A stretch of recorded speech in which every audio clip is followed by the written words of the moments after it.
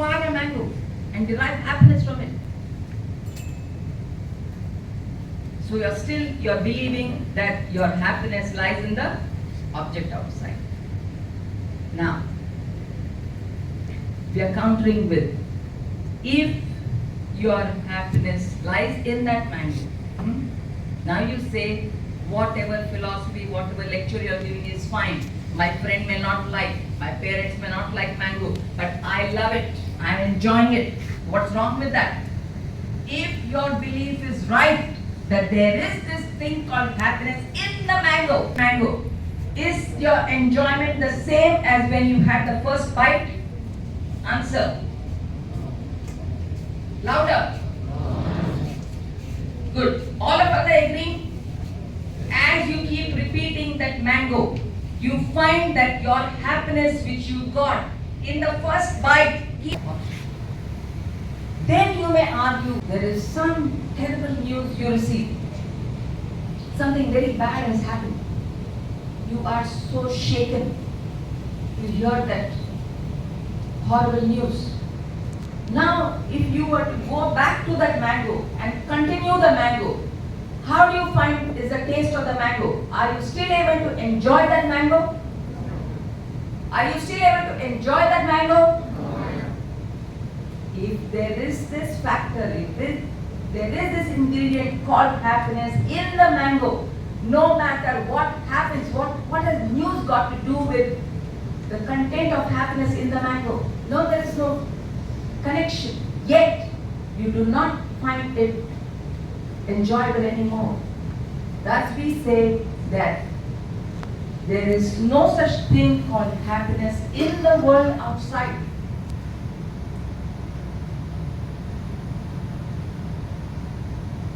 But we are not aware, we have not done such an analysis. So we initially contact very many objects, things in life, and as a result, we have picked up very many desires in life. We desire for very many object beings, situations, placements in life, believing that that's my goal, that's my destination for happiness. Now let's see what is the relationship between the desires that we have collected in life and happiness.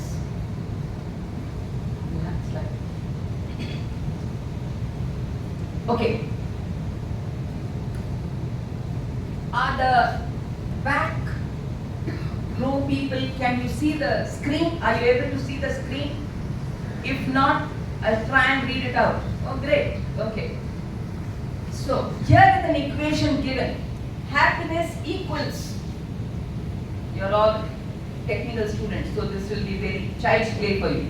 Happiness equals number, listen carefully, number of desires fulfilled.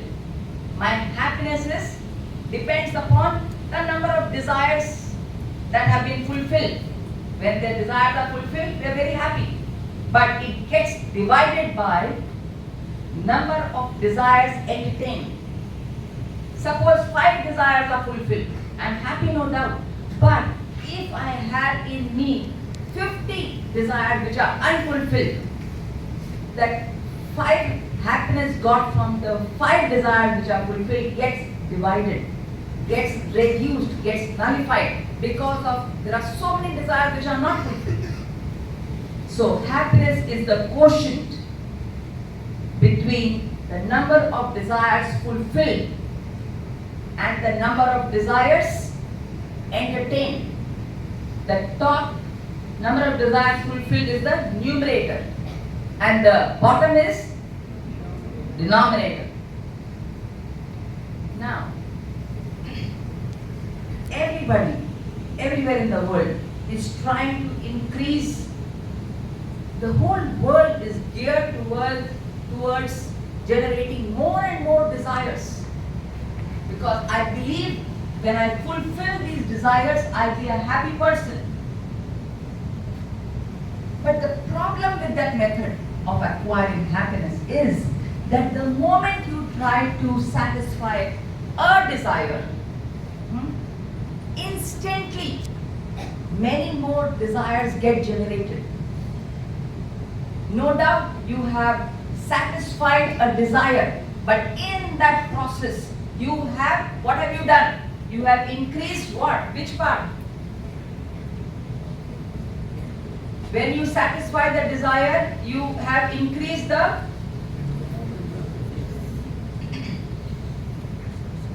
what is numerator? Number of desires fulfilled.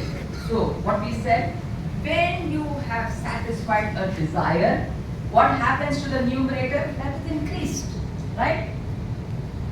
Then we are saying, but life is such, the laws of life are such that when the moment you satisfy one desire, many more desires come up. A boy wants to get married to a particular girl. Fine. It happens. Immediately you think about, you need a place to stay. Desire number one.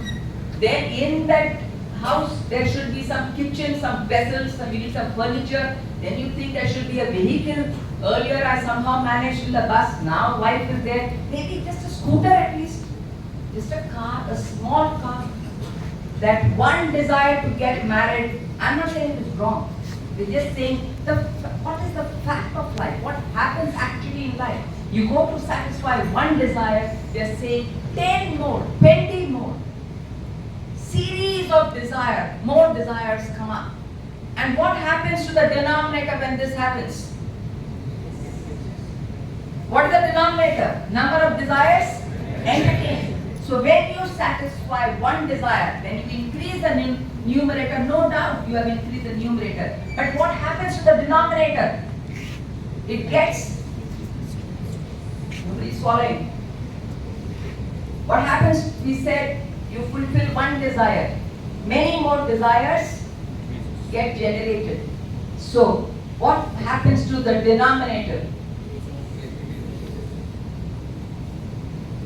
You have not had breakfast today. We should have given you all breakfast. No energy. Only I am shouting here. The denominator will increase. And how much? Many folds. Your numerator has increased this much, but the denominator has increased this much. So what will be the quotient? What will be your happiness? What will be the quantum of happiness you have got? With what will happen to the happiness? Numerator has increased this much, say 5%. Denominator has increased, let's say, by 30%. What happens to the happiness? Happiness will increase. Decrease. Very good. So, this is the relationship of our desires with our happiness. We believe the more and more desires we have, people encourage, the whole world encourages us to have desires. Because we believe we will fulfill these desires and we will be happy people. But where we make a mistake is that the moment you go to satisfy a desire, it mushrooms many more desires. And in effect, your happiness is actually decreased. Then the logical question would be, okay, now today I'm a bundle of desires, right? I didn't know this. I had not heard this lecture. I did not know about this logic reason, this philosophy. And so here I am with very many desires. Now what do I do with it? How do I deal with desires?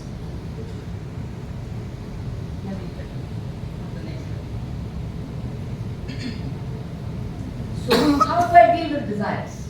You know, there are some people, there was a guy who had a drinking problem. He had great liking. His happiness, he believed, was in that alcohol. So but he understood that this alcohol is giving in my life too much trouble. My wife is not happy, I'm not able to work properly, everywhere there is problem. And my children don't look up to me, I have this terrible weakness, so I must get rid of this desire. So what does he say to himself? He says, hook or by crook, I have to get over this weakness for drinking. So he says, okay, I do one thing. I go on drinking. So earlier he used to probably have 3-4 plates in a day, and now he said, I'm going all out to drink. He drank and drank and drank. Okay? And what do you think happened? What happens? Suppose you like a sweet and you go on having that sweet. What happens?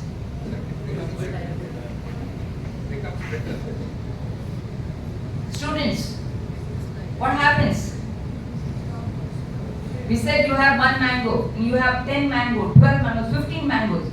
What do you find? What do you feel? Are you happy? No. You get sick of it.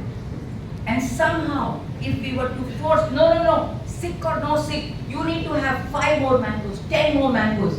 What will happen? You will be nauseated. You don't want to. So the man didn't want to. He arrived at a point where he did not want to look at alcohol. He did not want to look at the bottle of alcohol. So he thinks, now I am free from this desire of drinking, because I don't want to even smell it, I don't want to see it, I don't want to go to the club or the friends who are drinking. I don't want to do anything with it. So he feels he is liberated from the desire of drinking. How? Through the first point of indulgence. Meaning some people believe that I can get over my desire by going all out to contact that object indiscriminately, and I'll be free from desire. You know what the story of the man is? Initially, of course, he did not want to look at the drink. And then slowly what happened? A month passed, 2 months passed, 3 months passed, and suddenly he's watching the television in the evening with his family, and casually one desire comes in his mind. Why not have a drink? So he says, what rubbish thought. Dismisses it. How silly. Week passed, 2 weeks passed, again that desire, one thought comes up. Let's have a drink. And he tells his wife, so funny, you know. I have not touched alcohol for now over 3 months. And see what a funny thought came. Why not have a drink? Dismiss that. 2 days later, the thought came, why not drink? And the thought stayed, yes, why not drink? And the result was that the man went back to the bottle and he was consuming now more alcohol than he was doing earlier, before he launched on this wonderful program. So the point we're making is, you cannot reduce, you cannot eliminate desires from your system through indulgence. Then there are some people who believe, I will get over my desires if I were to starve it. I will not contact at all the object. So the desire will get starved, it will die, it will go away from my system. So they try that method of total abstinence.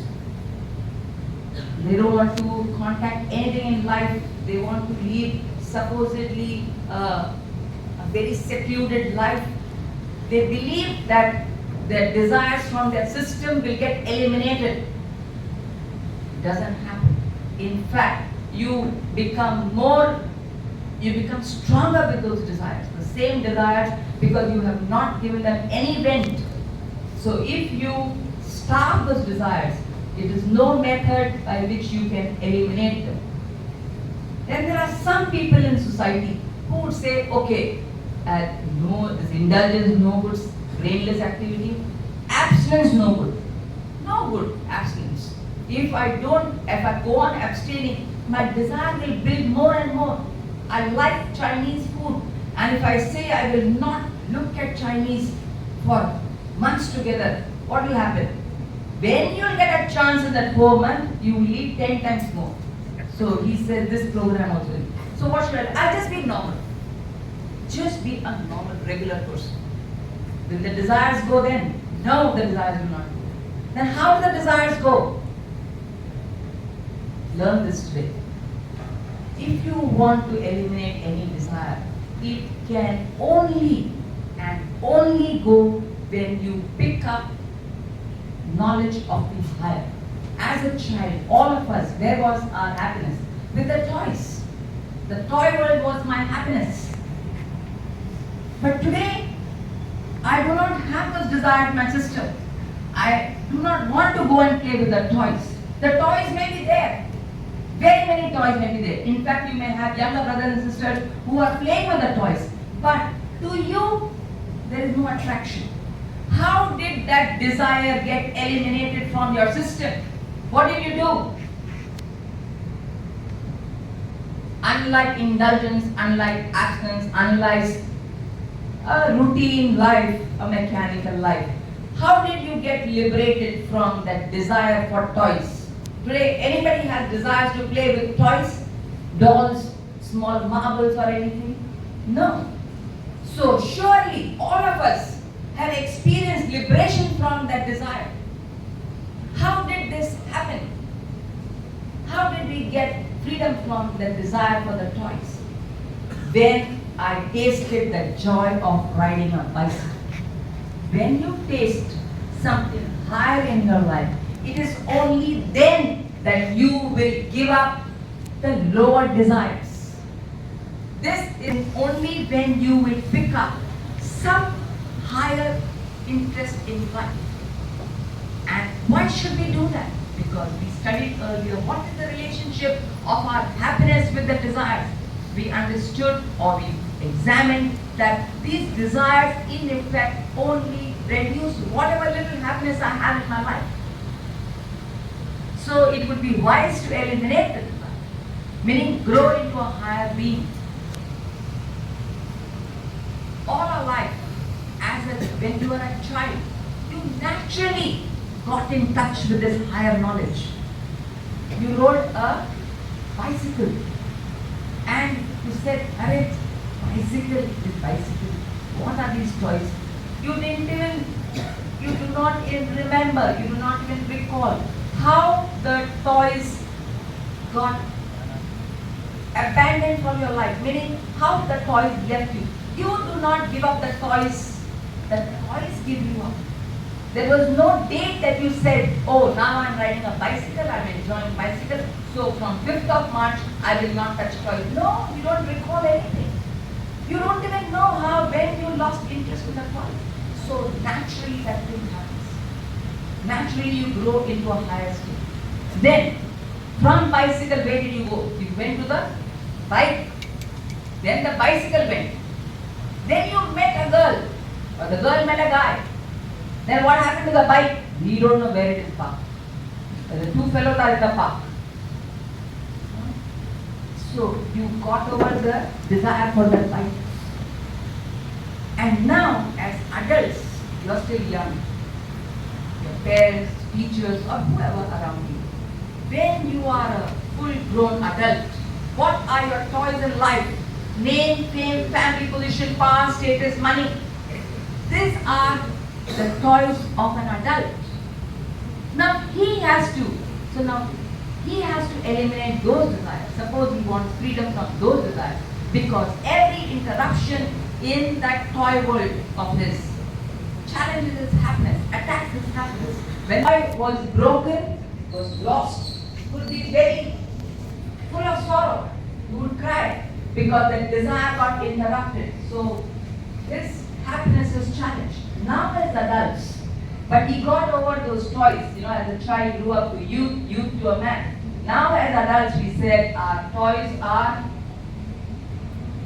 name, fame, family, position, here. Because you do not know of anything higher. What's beyond this?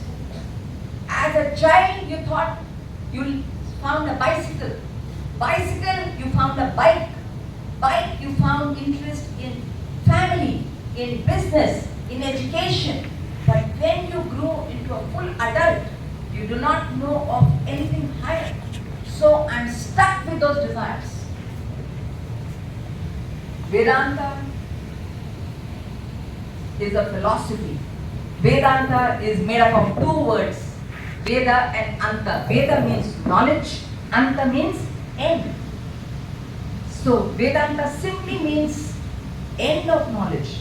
When we say end of knowledge, not like end of knowledge, but it means It is the highest knowledge known to mankind.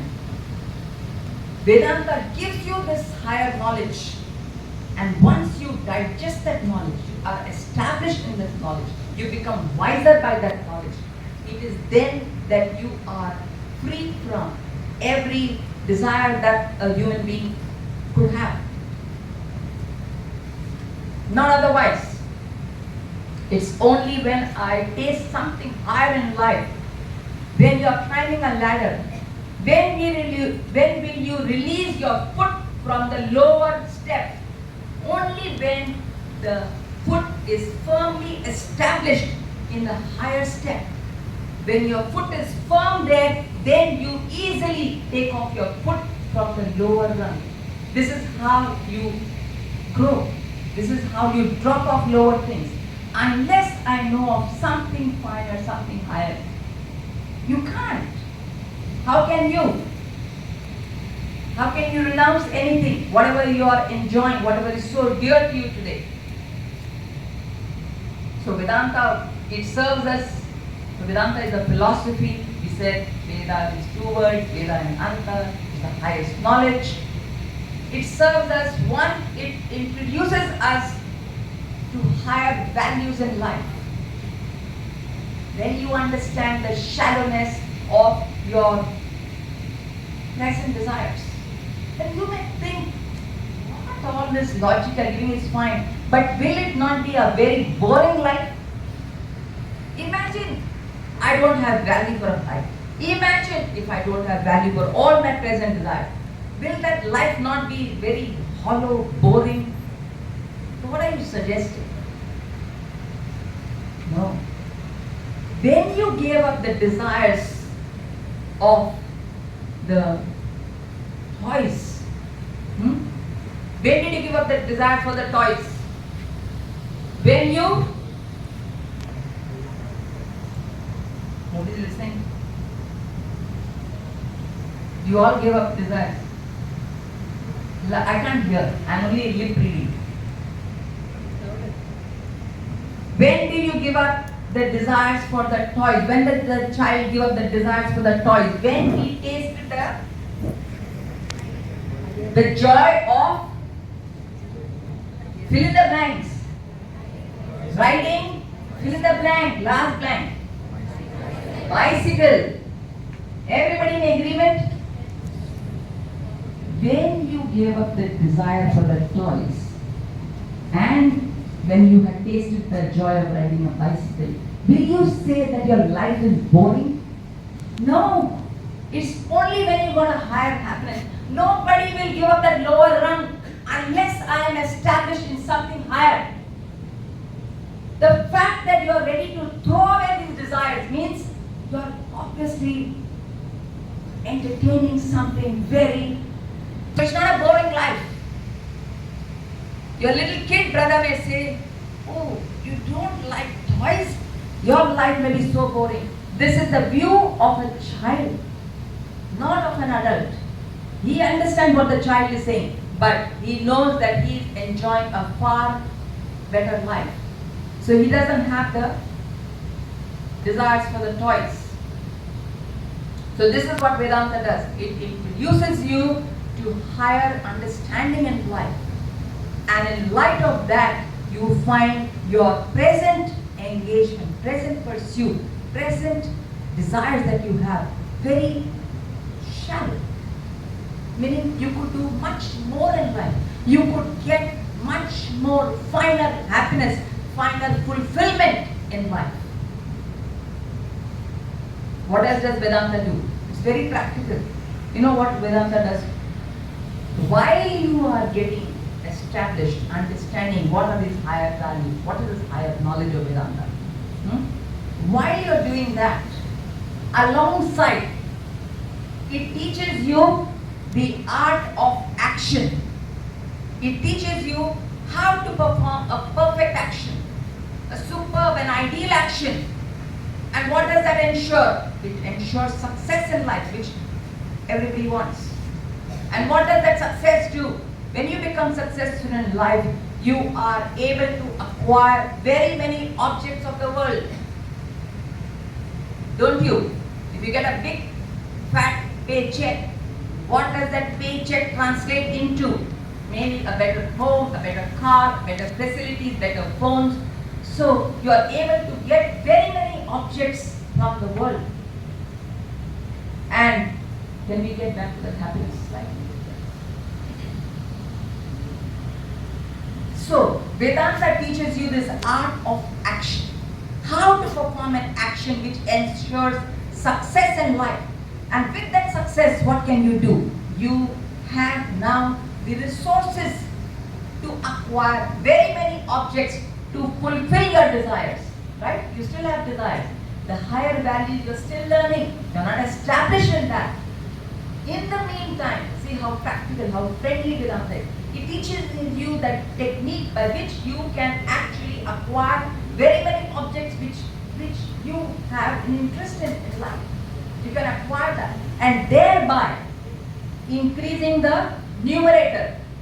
When you acquire these various objects, you have a better home, better car, better facilities, everything is better. So your life becomes more comfortable, more enjoyable. Right? So the numerator increases. So your happiness increases. Now you may say, just few minutes back you said the problem with fulfilling the desire is that the moment you fulfill a desire, instantly it gives birth to, it gives rise to very many more new desires. So denominator goes up and bringing down the happiness. But Vedanta teaches you one art. Along with teaching you this art of action, what is ideal action? What's the ideal way to perform an action that it ensures success in life? Alongside, what does it teach you? That when you have acquired these objects in life, when you're enjoying these objects in life, you're fulfilling your desires, it will ensure that you do not increase the denominator.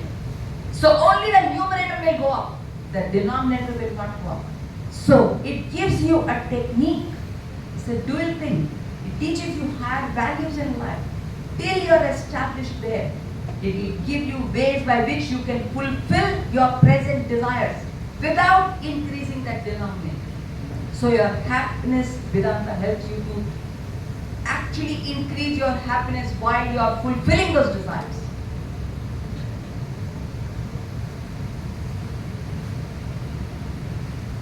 One more thing it does. It does many things, but this is relevant for the topic.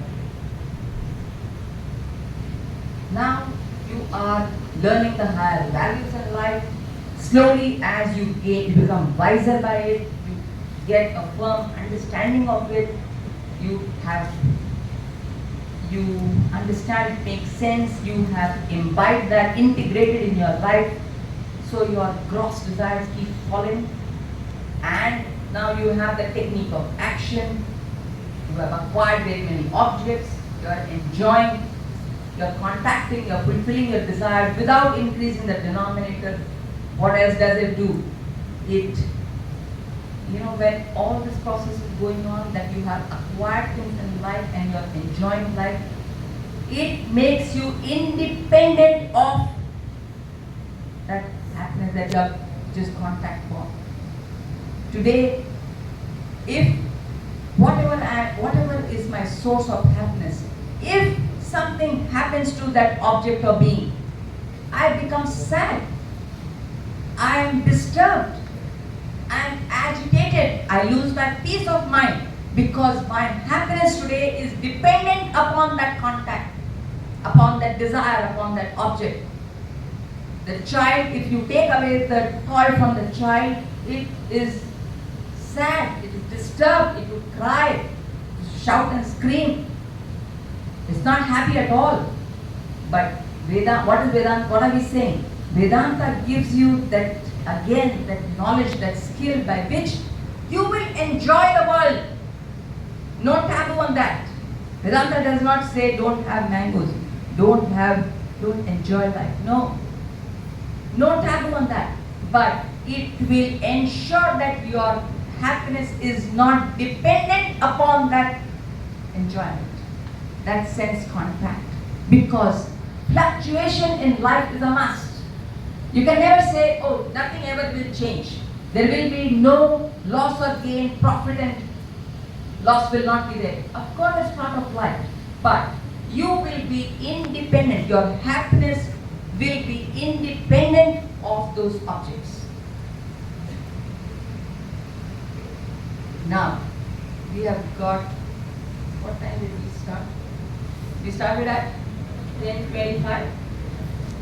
10:25. Okay, so we said the lecture was for 45 minutes. So we still have about 7-8 minutes. Now we are going to give you one story and one poem. Okay? We'll start with the story first. In a village, like how you had threat of cyclone, oh, it rained and rained and rained. Everywhere there was flood. Nothing was left. The houses got washed. Everything got destroyed.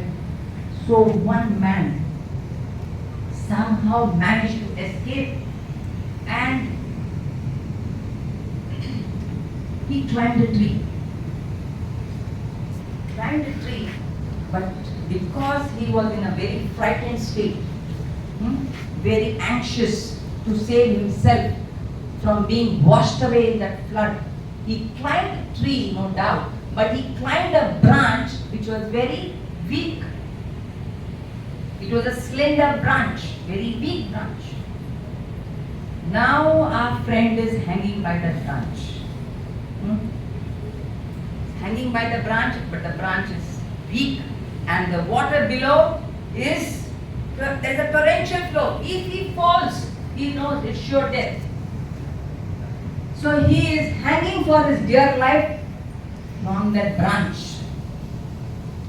And there is heavy wind blowing. So in all this scene, all this was happening, one bird decides to come and sit on that same branch where the man is hanging. The breeze is blowing. Wind, not breeze. Breeze is gentle. Wind, heavy wind is blowing.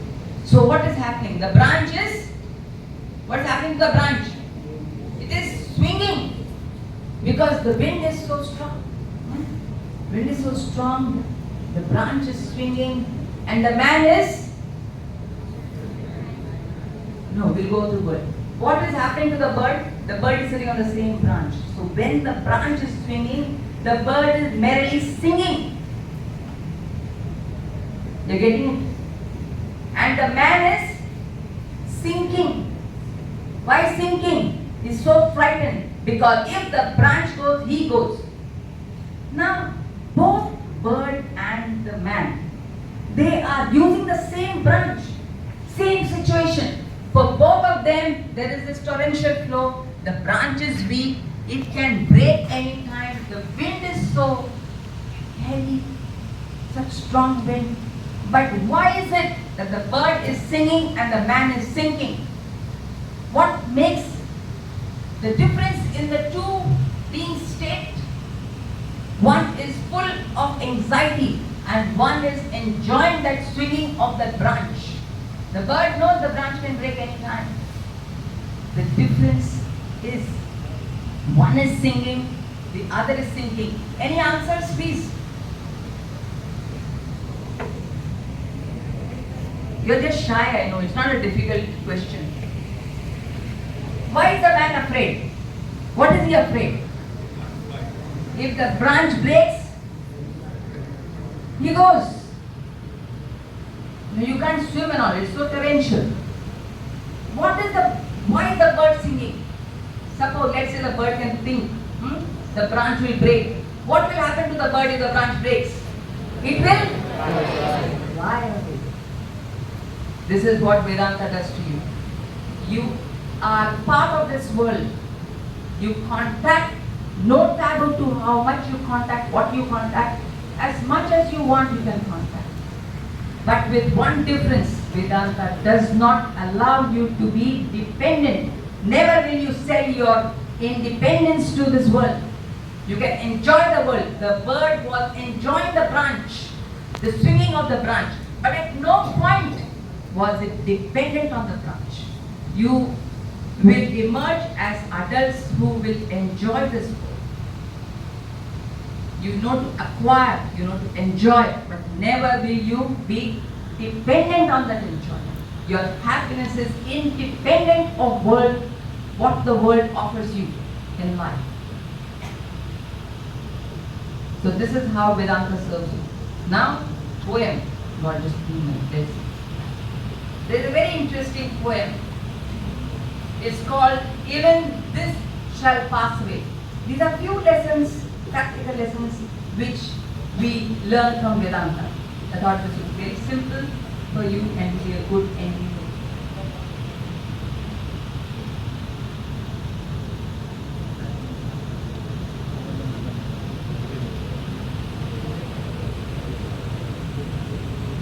I wish we could display, but anyway, this was a little last minute. I'll read it out. So there is a poem. It is entitled Even This Shall Pass Away. Theodore Tilton is the poet. Once in Persia reigned a king who upon his signet ring carved a maxim, a saying, true and wise, which if held before his eyes, gave him counsel at a glance, fit for every change and chance. Solemn words, and these were they. So, the king of Persia had a ring on which there was a saying engraved. What was it? Solemn words, and these are they. Even this shall pass away. So he got this sentence etched on the ring. Even this shall pass away. Why did he do that? Because it gave him counsel at every chance, meaning at every change in life. Anything that happened in life, he would just consult that ring and he would be all right. So let's see what all he faced.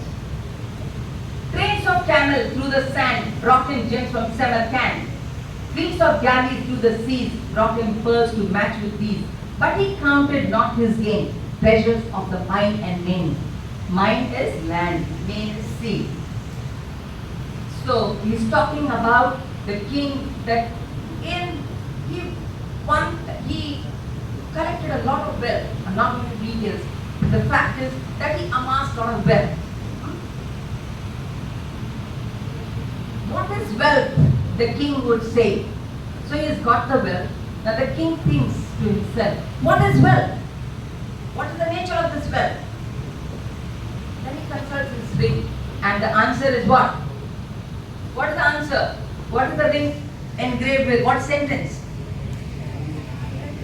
Even this will pass. Pass now. Pass after that what? Pass away. What is wealth? The king would say. Even this shall pass. Now next scene. Mid the rebels of his court at the zenith of his sport, when the palms of all his guests burnt with clapping at his desk, he, amid his figs and wine, cried, O loving friends of mine, pleasure comes, but not to stay. So this paragraph is talking about the king is having a great time with his friends, and everybody is enjoying and having a merry time. And while the guests are clapping and their hands have gone red, and they are tasting figs and wine, meaning they are having a nice time. So inwardly, see, the king is partaking, he is enjoying. Not that he's gone in another room and sat down. No, he's very much with the friends having great time. But one aspect of him, one thought at the back of his mind, what does he think? Oh, loving friends of mine, pleasure comes but not to stay. He enjoys all that with that understanding that pleasure has come but not to stay. Even this shall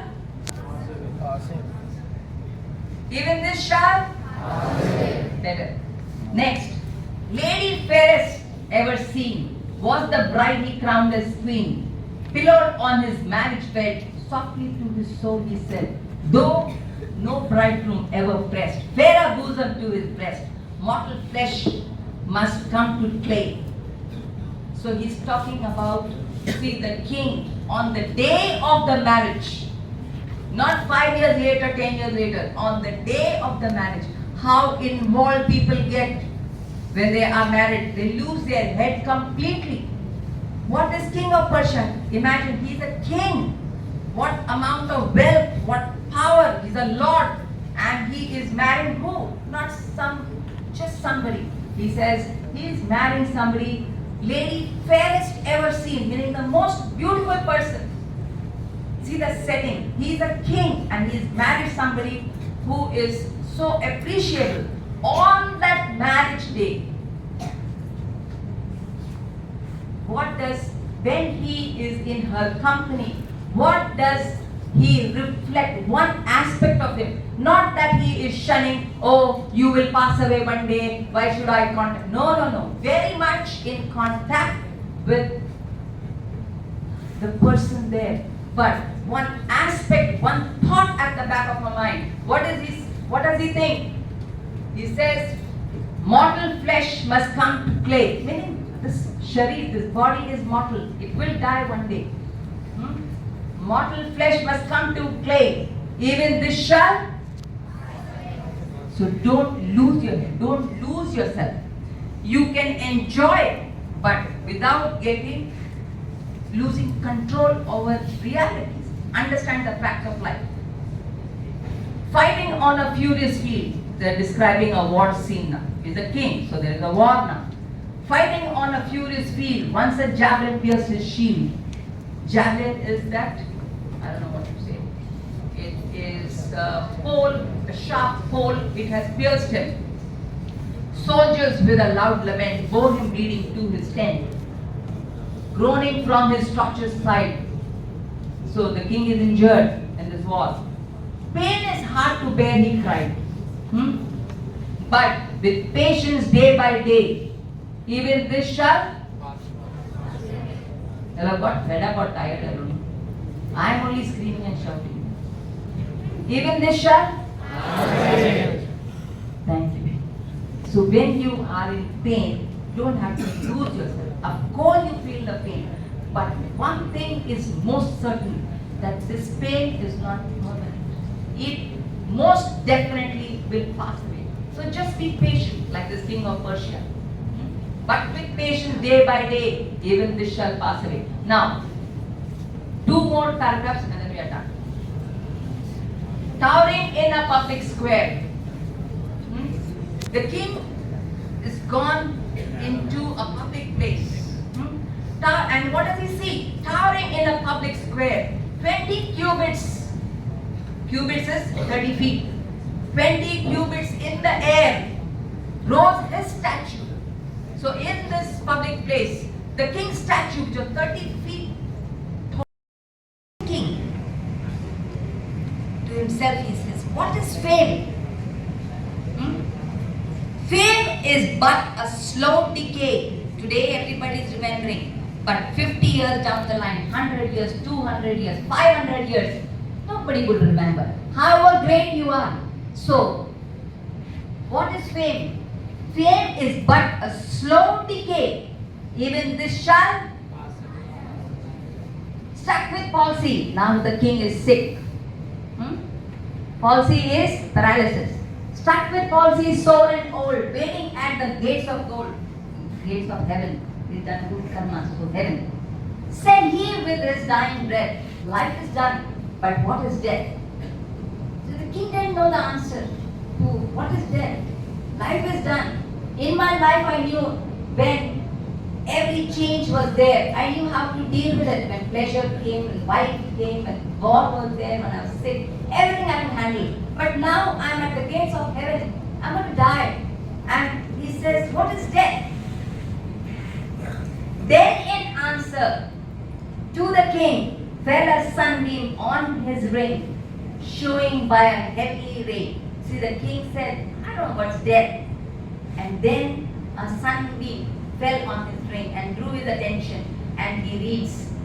What does he read? What is engraved on the ring? Even this shall pass away. So when death comes, don't get over involved with that. That will also pass away. So this is a practical poem It may take time for us to understand the higher values of Vedanta, even learn the technique of action or how not to increase your desire while you're fulfilling them and how not to get affected when you're enjoying the objects. All that may take time. But this simple poem helps you. The way you meet a situation, it may be pleasant situation, terrible situation, but one thing is sure, that it will pass away. So keep your objectivity going, do not lose your cool. With this we end here. Thank you very much. It's been a great pleasure talking to all of you. Also addressed educational and corporate institutions worldwide on the practical applications of Vedanta. So with this short review on Madam's profile, now I would like to invite Madam Sushilaji to please give a message to all the disciples here. Ma'am, please.